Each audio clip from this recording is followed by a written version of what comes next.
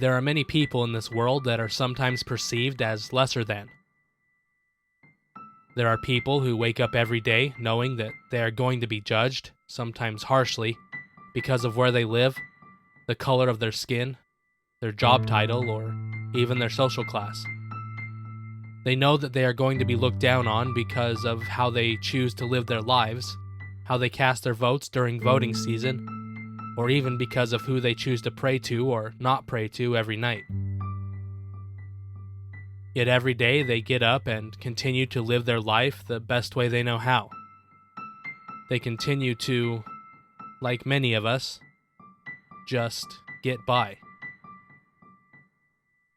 Our antagonist this week was definitely on the holier-than-thou side of the equation. He felt harsh feelings, even hatred towards some of the people around him, people who were only trying to get by. He was very vocal about this, his absolute disgust towards those who practiced what some call the oldest profession in the world, letting everyone around him know what he wanted to, what he wished he could do to them. But the irony was that even as he spouted his loathing, even as he ranted and raved about how horrible they were, the reality of the situation was that he himself, by any measurement and by all definitions, was even worse. He was a man who had done something, committed a crime that not a single sane person on this earth would even try to defend. You see, the man who hated others had no room to speak, because there are few things on this earth that someone could do that would be worse than the torture and murder of a child. And it wasn't just any child. It was his own child. So, join me this week as we learn about a man who was hypocritical to the end. A man who, for whatever reason, felt like he was better than others even though he was one of the worst things you could ever be. Join me as I recount the life and crimes of this pile of human garbage that was William Lester Suff. As always, I'm Chase Ellerman, and this is Almost Fiction.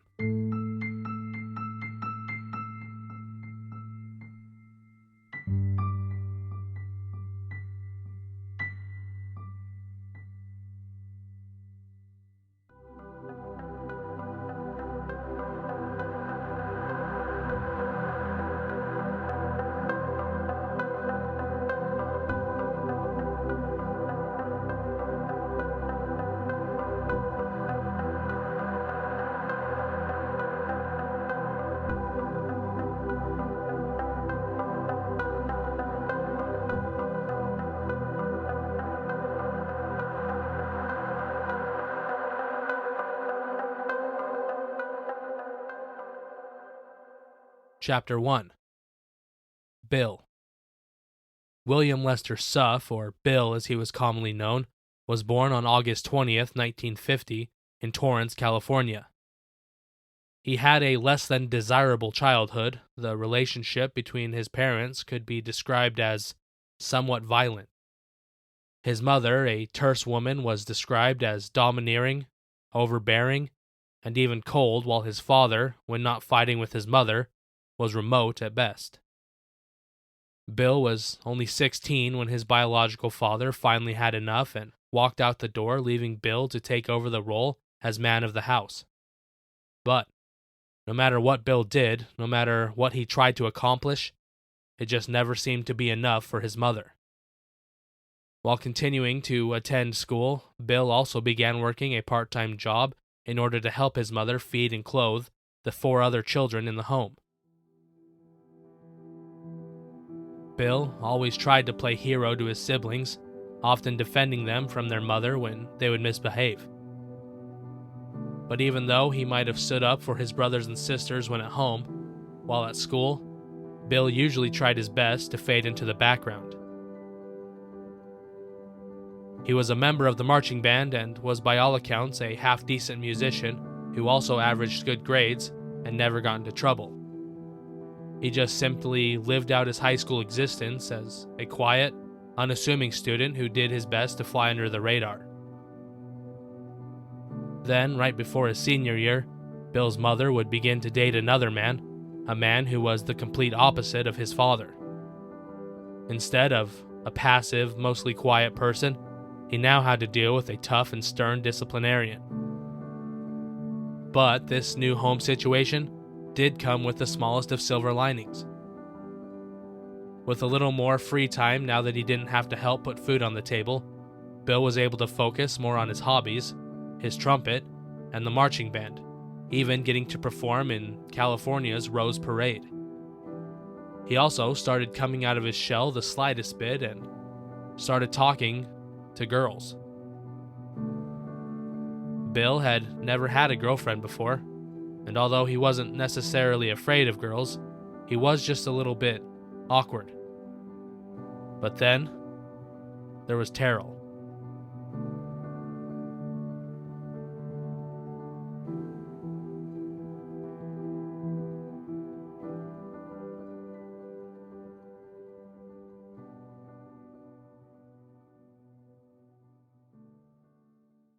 She thought he was cute, but kind of shy. In fact, she was the one who gave him her phone number because she just knew that he wouldn't be able to ask for it himself. She honestly didn't even think he would be able to call, but in the end, he did. The next few months moved quickly, and before they knew it, they were both saying goodbye as Bill stepped on a bus to be shipped off to basic training for the United States Air Force. And instead of calling their relationship quits, the two teens decided to try the long-distance thing first, writing letters to each other whenever they had the smallest bit of free time. Almost a year would pass this way before Bill finally worked up the courage to ask Terrell to marry him. Terrell wanted to say yes, but there was a problem. Hesitantly, she told Bill that she had been raped. And not only was she now pregnant, but she had already decided to keep the baby. To her surprise, Bill told her he'd marry her anyways. It was all going to be okay. He had no problem with what had happened, and he'd be more than happy to help raise the child as well. So on December 13th, 1969, Terrell became Mrs. Terrell Suff. She would have to stay in California while Bill got everything ready in Texas, but soon, they would be together. Forever. But when it finally came time for Terrell to move out to Texas, where Bill was stationed, he informed her that despite what he had told her previously, the baby could not come with her. He still wanted her to come, still wanted to be with her, and there was also good news. He'd even found a place for her baby to live, with his mother and stepfather there in California. This way, at the very least, the baby would technically still be in the family. So Terrell, making the hard decision, moved to Fort Worth, Texas, without her baby.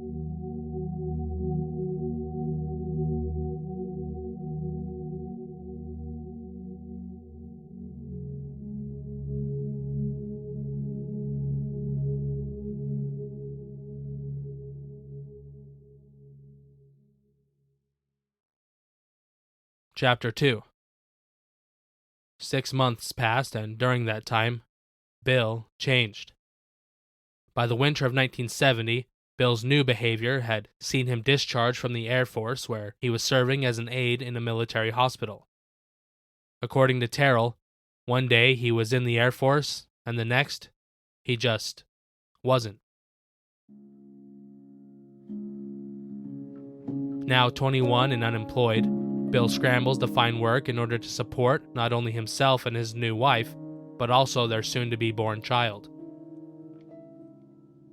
He works multiple jobs in succession before finally finding stable work as a parking attendant, but is soon fired after stealing a car while on duty.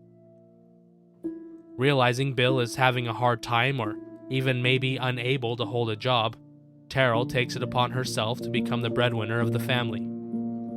She began waitressing and, by 1973, Almost 3 years after the birth of their first child, the couple are the proud new parents of a second child, a daughter named Dee Dee. Bill was happy to have kids, at first, but the longer they were around, the more actual time and effort they seemed to take, and soon, it all became just too much for him. Terrell watched as Bill's patience, something already in short supply, completely vanished. As the days passed, the couple grew increasingly unhappy, and anyone who was even remotely close to them could see it. Bill seemed to become extremely manipulative, controlling, and quick to anger. He didn't want his wife doing anything if he wasn't there. She wasn't allowed to leave the house alone, even if it was just to perform mundane, everyday tasks like grocery shop. She wasn't even allowed to run errands or go do the laundry unless Bill was with her. This controlling nature eventually extended to the bedroom. When Bill wanted sex, Bill got sex. No matter what. Bill was a man. He should be the one working. He should be the one paying the bills, not changing diapers, not taking care of the kids. All they did was sleep and cry and sleep. It was just getting old. And Terrell, he didn't know what had gotten into that woman, but he didn't like it. Not one bit. He just didn't know how much more of this he could take.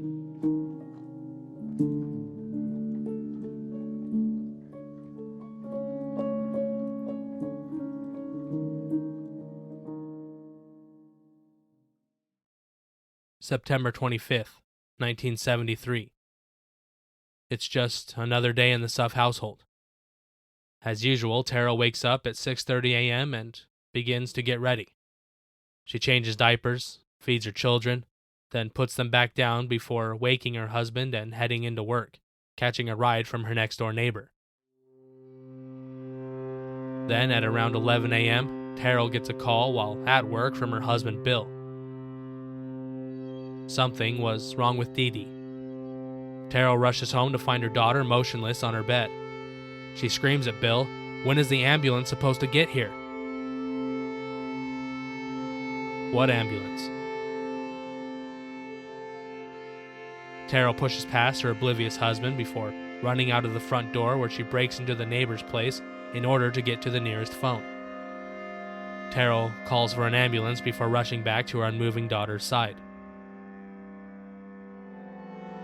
When EMTs finally arrive, it's already too late. Dee Dee is pronounced dead at the scene.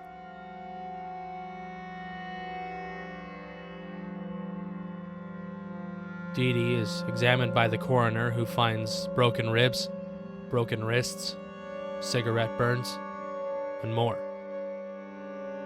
Bill tries to say it was William Jr.'s fault, tries to say he was a bit too aggressive when hugging and kissing his little sister. But everybody knows the truth. Both parents are arrested.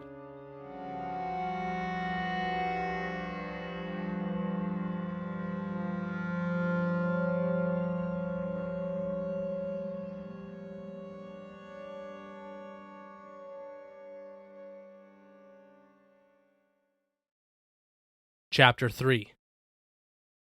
During the murder trial, evidence of the extent of the crimes is brought forward. There was not only the obvious fresh injuries to Dee Dee, but there was also evidence of old, semi-healed injuries as well. During an autopsy, doctors noted that the little girl had been a victim of, quote, chronic physical abuse, end quote. The cause of death, a ruptured liver, had been torn by blunt force trauma, causing massive internal bleeding. The jury also learned that Bill had left both of his children alone for extended periods of time during the morning of Dee Dee's death. He had left the house once to check the mailbox and a second time to make a phone call at a payphone 2 blocks away. He had also left a third time when he went back to that same payphone to call his wife about Dee Dee's unknown medical emergency. On all 3 occasions, the young children were left at home completely alone. It was after the second outing, or the first of his phone calls, that Bill, upon returning and according to him, found the lifeless form of his daughter laying face down on the floor between her crib and the wall. He claims that at that point he ran back to the payphone 2 blocks away and told his wife to come home immediately because, quote, something had happened to our baby, end quote. So according to his own testimony, instead of trying to find a phone closer than 2 blocks away, he took the time to travel the distance before calling his wife and had called her instead of emergency services.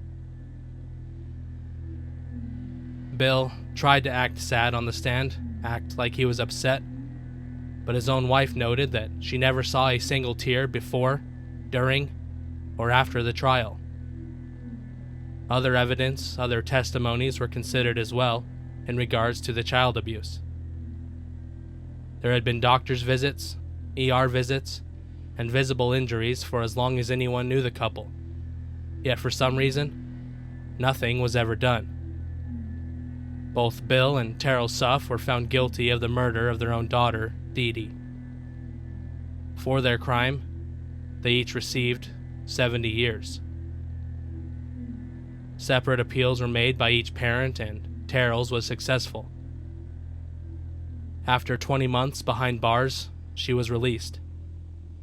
The judge chastised her, condemned her for knowing about the abuse and not trying to stop it, but he also found that she was not in fact guilty of the actual murder. She immediately filed for a divorce.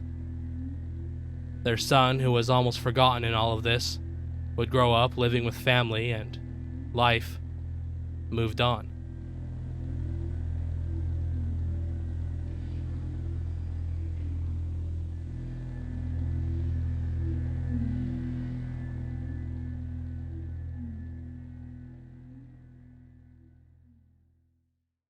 Bill plays by all the rules while he's in jail.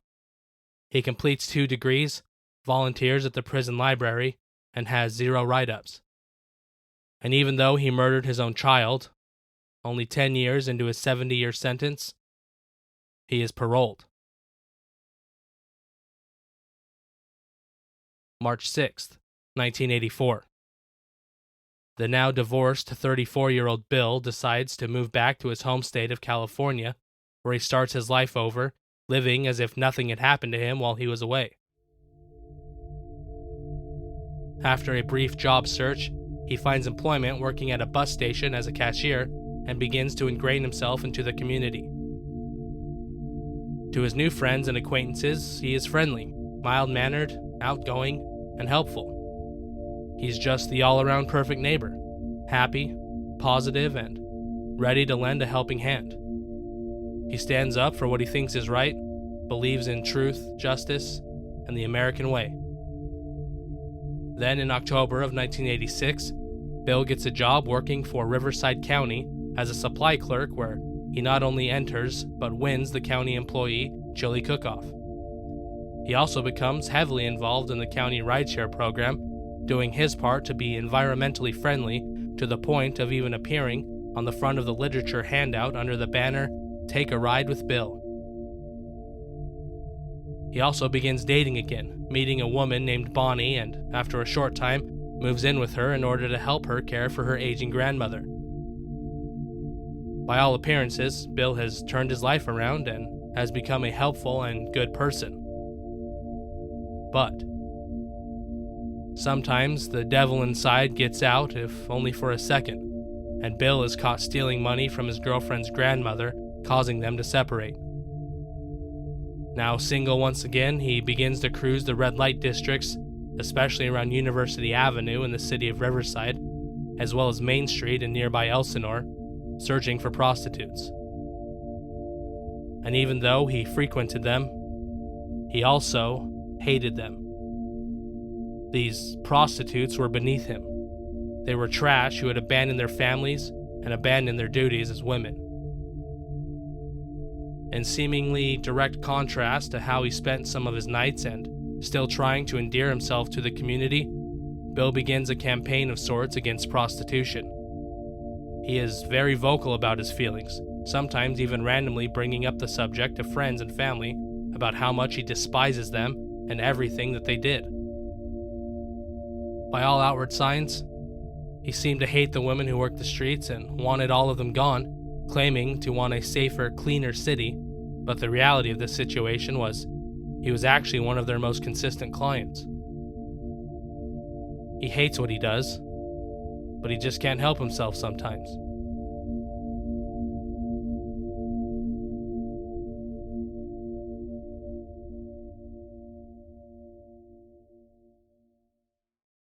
Chapter 4. January 1989. 38-year-old Bill is driving a borrowed station wagon down Main Street in nearby Elsinore. This is when he first sees Rhonda Jetmore. He circles a few times before he approaches, making sure she is the one he wants to spend the next hour or two with before committing. He pulls over, rolls down his window, and waves the woman over, and they begin to bargain. $20. $20 for straight sex, nothing else. Rhonda climbs into the man's car after he moves a box full of papers to the back seat and points him towards an abandoned house that she frequents with some of her customers. Her John, who called himself Bob, parks the car and they both head inside the dark, mostly empty building. Rhonda then watches as the man reaches into his back pocket and pulls a crumpled bill out of his wallet. Palming it, he hands it over. He looks nervous. Pulling a flashlight out of her purse, she shines it on the bill in her hand, and it's not the face of Andrew Jackson staring up at her, but George Washington. Angry now, she begins to yell at the man who tried to stiff her and is surprised when he attacks, throwing himself at her, grabbing her by the throat. She tries to fight back, but is tackled to the ground in the struggle, and no matter what she does, no matter how hard she tries, the hands around her neck only seem to grow tighter and tighter. As her vision begins to fade, she remembers the flashlight still in her hand. As hard as she can, she hits the man in the side of the head with a solid metal tube, knocking him off of her, the blow also sending his glasses flying. Instantly, the weight of him is off of her, and now disoriented, the man stumbles around trying to find his missing glasses, and Rhonda is able to get away. Barely.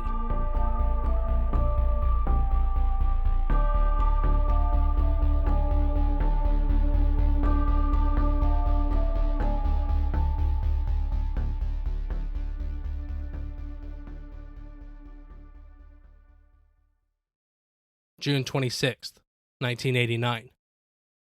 28-year-old and single mother Kimberly Little was out working the street, Main Street in Elsinore to be exact. She watched as a somewhat familiar van rounded the corner. She began to head towards it to say hi. She is pretty sure she had seen him before, and without even thinking about it, she climbs into the car. Driving away from Main Street, they begin to head out to an isolated spot by the lake, as was usual for many of her Johns, but this time, instead of her client pulling out his wallet, he pulls out a knife. Forcing Kimberly out of the van, the John begins to sexually assault her. She tries to get away, tries to run, but before she even realized it, she was on the ground, pinned under the man's body, his large hands around her throat. The more she bucks and kicks, the tighter he grips, his fingernails digging into her skin. Slowly, Kimberly's entire world fades to black. As soon as she is unconscious, he ties her up and gets the rope ready. Wrapping it around her neck, he begins. 2 days later, on June 28, 1989, Kimberly's body was discovered. According to detectives, the perpetrator had dressed the woman after he had killed her, even placing his own shirt on her for some unknown reason. He also covered her body with a large towel before driving away into the night. On that towel, investigators retrieved numerous hairs, including pubic hairs, as well as small fibers believed to have come from the murderer's vehicle.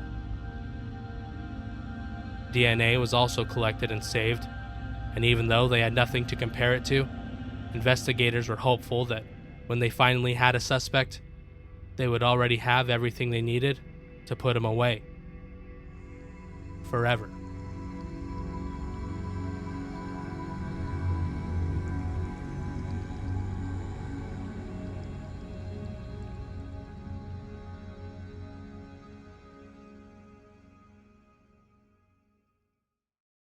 December 12th, 1989.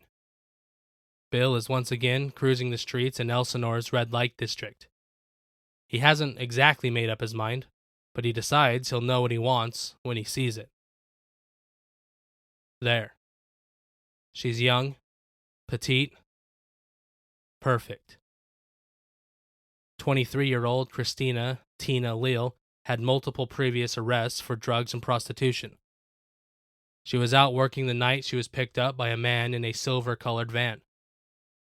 He drives her to a remote area on the outskirts of town before heading down a rarely used road.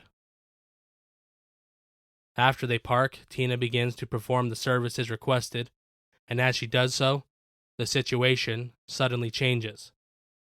Before she can even react, her John grabs her, beats her into semi-consciousness, ties her up, and begins to strangle her with a length of cord while he rapes her. She's been unmoving for a minute now. He adjusts his grip slightly on the cord, holds on for a minute longer. Then 2. He grabs a knife and carefully slips it into her chest. He repeats the process 3 more times before he stands and admires his own work. She is so small, so peaceful. 1 more down, so many more to go.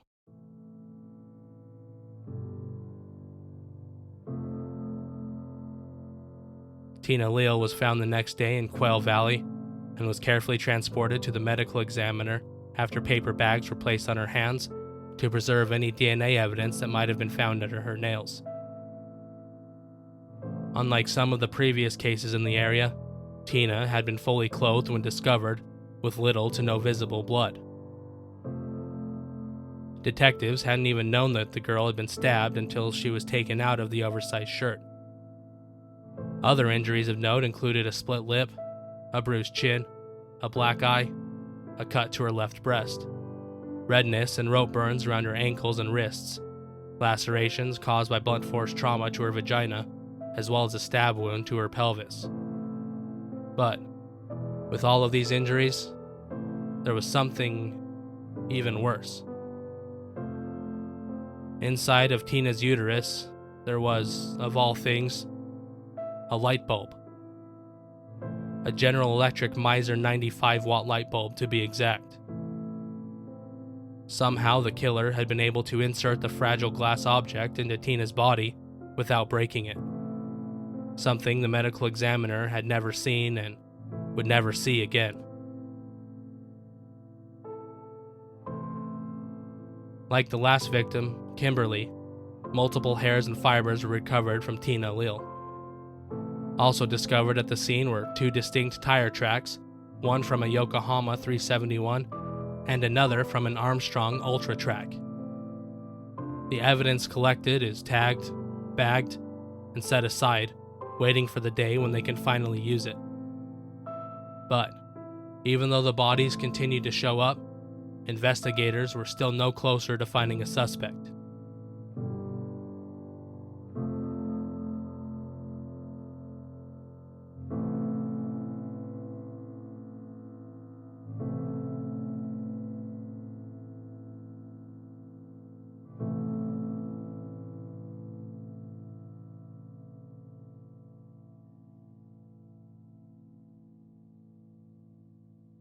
January 18th, 1990.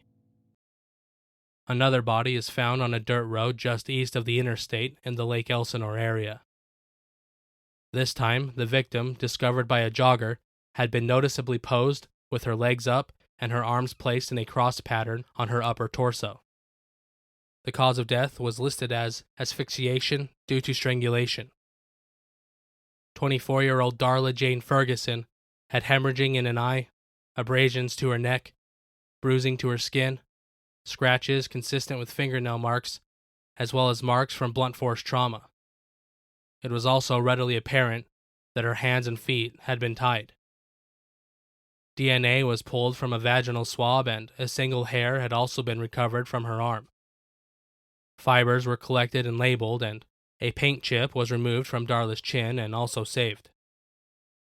Darla's murder was immediately connected to the murder of Tina Lil because the same 2 tire treads that had been found at Tina's dump site were also found at Darla's. Investigators added yet another name to their rapidly growing list.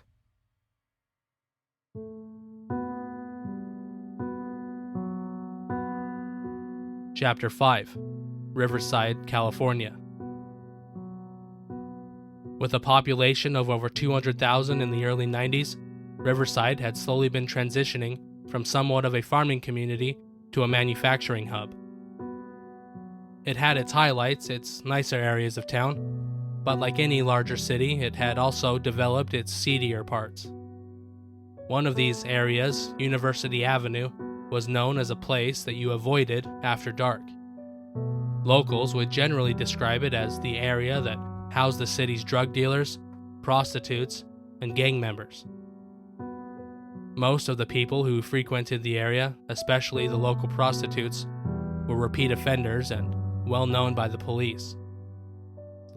Most of them were cooperative and nonviolent, just trying to get by, with many of them supporting families as well as their own drug habits. These were just desperate people trying their best at life. Carolyn Miller was one of these individuals. At 35, she already had a long record, most of it for drugs and solicitation. But even though her addiction usually kept a tight hold on her thoughts and actions, she still tried to do what was right, especially when it came to her son, Shannon. Shannon described his mother as a tiny, pretty little woman who could also be just like a force of nature. She loved to sing, write poems, and draw. She also loved going to church. But she still had her other side, the side that only came out when she was on drugs. On February 6th, 1990, she was working University Avenue, trying to get enough to buy her latest fix when she was picked up. 2 days later, her body was discovered naked in a grapefruit grove located in Riverside County by men who were tending the trees. Carol's cause of death was determined to be from 5 stab wounds to her chest, 3 of which had penetrated her heart. There was also signs of asphyxia, including hemorrhaging to her eyes, lips, and gums. She had ligature marks on her wrists and a cut near her right nipple. DNA, hair, and fibers were also collected from Carol, and once again, the telltale tire tracks were present at the scene. Also of note, a partially eaten grapefruit on the ground next to the body, indicating that Carol's murderer, at some point, had stopped to have a snack. Shannon's grandmother had to break the news to him. His mother would never be coming back home.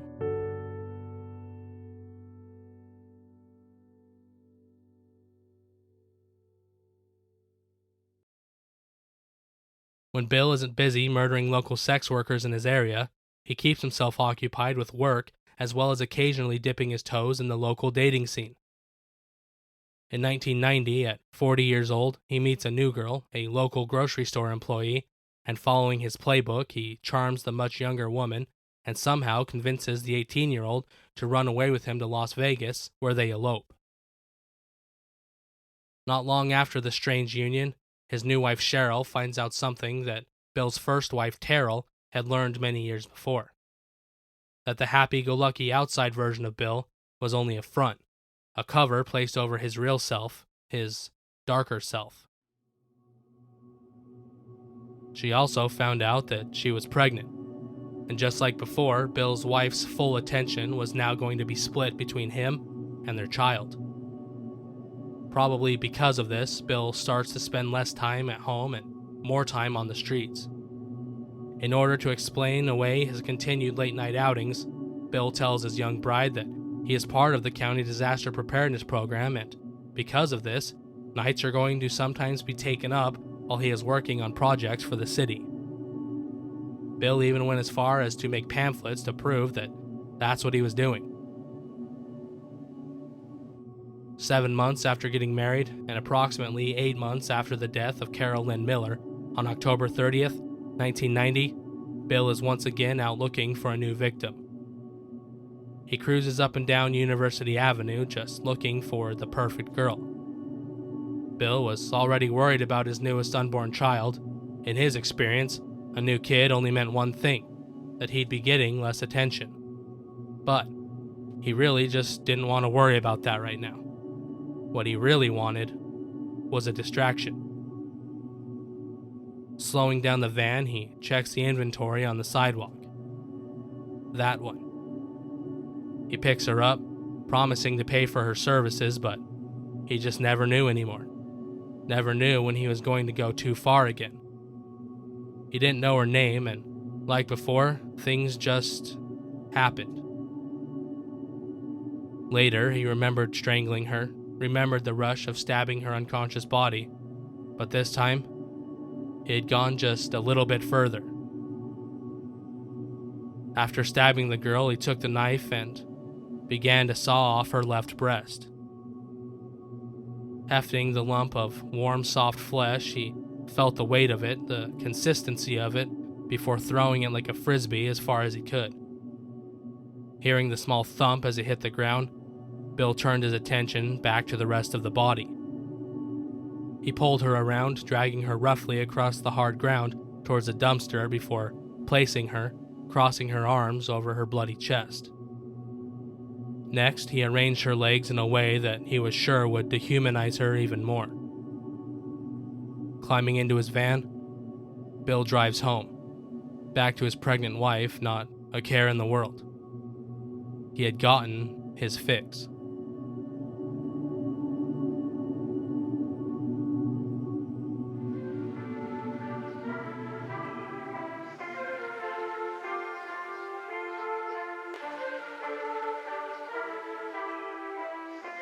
And that's it. That is all we have for part 1 of the gruesome story of William Lester Suff. So, please join me next week as we continue the tale of the Riverside Strangler and the trail of bodies he left in his wake. Thank you for all of your support, and I want to especially thank everyone who has shared the show or left a review. The only way we can grow this is with your continued help and support. For anyone interested in further supporting the show, please check us out over on Supercast, where you can get early and ad-free access to Almost Fiction, as well as our bonus show, Almost Fiction Plus. So, head on over to 1159plus.com. That's 1159plus.com.